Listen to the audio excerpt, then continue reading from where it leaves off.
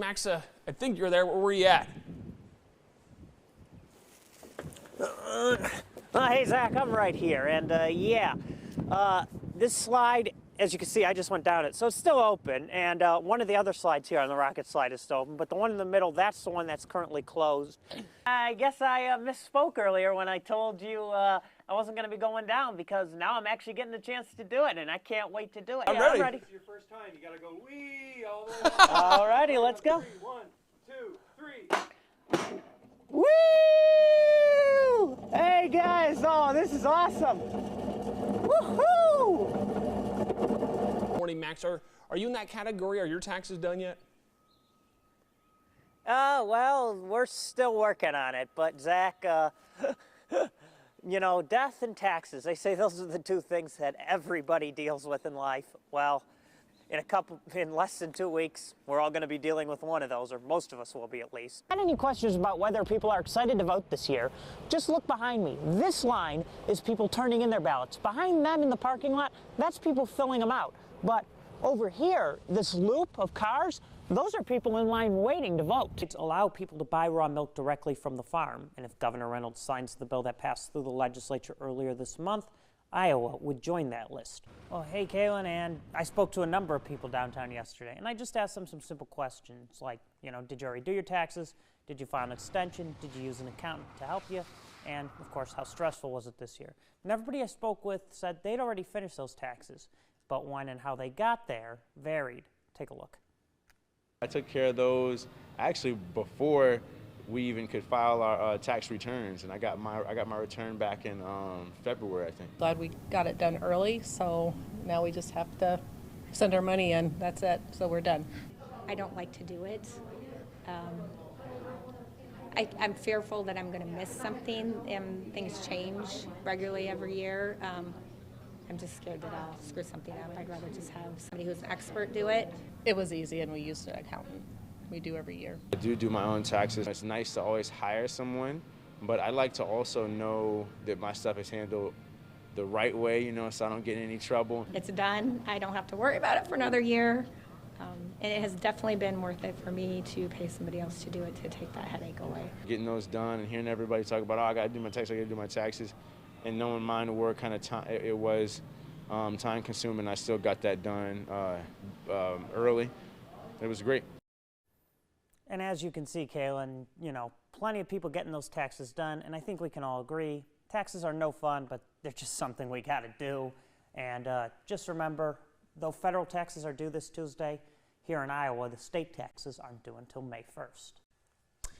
Well, last week was not a good one for Democrats. It was a good one for Democrats in America. It was not such a good one for those here in Iowa. A red wave saw Republicans take control of the state's entire congressional delegation and win its largest majority in the state legislature in more than 50 years. Our Max Cotton joins us now with the plan for what's next for Democrats in Iowa after another disappointing election here. Well, Andy, 4 years ago, Democrats fell just short of taking the governor's mansion, and they were also only about 10,000 votes away from sweeping the state's U.S. House delegation. Now, come this January, Republicans will control the entire congressional delegation, hold the largest majorities in Des Moines, and all but one statewide office. There's no quick fix for us, and so globally, it's a long-term strategy and an investment in Iowa. Iowa Democratic Party Chair Ross Wilburn knows it won't be easy to start consistently winning again, but it's certainly possible. Iowa is a purple state, and it may look red now, but we're building the foundation for a future where every Iowan is valued and can thrive. Nobody can convince me that Iowa is irredeemably red. Rachel Payne Caulfield, a co-chair of the political science department at Drake University, says Democrats can make a comeback in the state, but they have a lot of soul-searching to do first. This traditionally has been, and in the modern era, has been a purple state. I think it certainly has the potential to be a purple state going forward. But I think the Iowa Democratic Party has some reorganization to do, and it has some party building to do. She says Iowa Democrats and the National Party have lost touch with their historic working-class labor base. Those voters propelled Donald Trump to 2 victories here, and they continued voting Republican this year. In places like Iowa, the message that the DNC has put forward is not consistent with the concerns of a lot of voters in Iowa. I think that's clear. I think the best thing that the Iowa Democratic Party, quite frankly, at this point could do is to go into those communities, to rebuild capacity, to get investment. Wilburn says the party's been evaluating its next steps since it suffered losses in 2020, and rebuilding begins on the ground. We have a strong network of Democratic chairs. It starts with them. It starts with our state central committee meeting. Obviously, we'll take a look at the results and more breakdown of the election itself. But we've made a commitment to put people first, and that's what Democrats do. Wilburn says some positive signs from last week's election actually came here in the metro, as the party picked off state house seats in Ankeny, as well as defeating Republican State Senate President Jake Chapman. Now, one thing to watch for, the Democratic National Committee will decide next month whether Iowa will keep its place as the first contest in the party's presidential primary. Saving the best for last, they put their pride on parade. Thousands of Iowans celebrating their true selves, supporting each other. Just an opportunity for people to come out and be their authentic self and in a safe space. But many here at the festival feel like those safe spaces are dwindling. Me and the LGBTQ community, it's like we're being targeted for just being ourselves, when there's no reason to be targeted for being ourselves. This is Leo Ellens. He's 13 years old and transgender.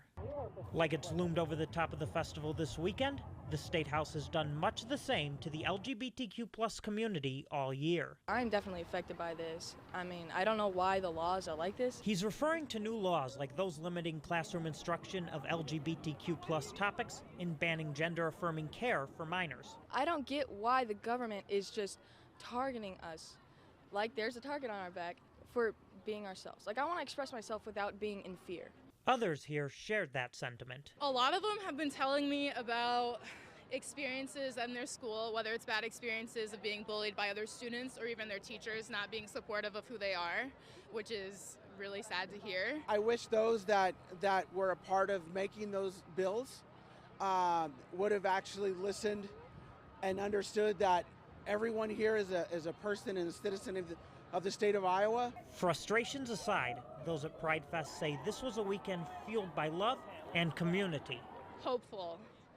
I very much feel hopeful, especially after this Pride Fest. There's been a lot of moments of feeling very down and alone and just very sad. And so seeing all these people out here, whether they're members of the community that are out and proud or if they're allies that are out and proud and supportive, we need you. We need all of you. In Des Moines, Max Cotton, WHO 13 News.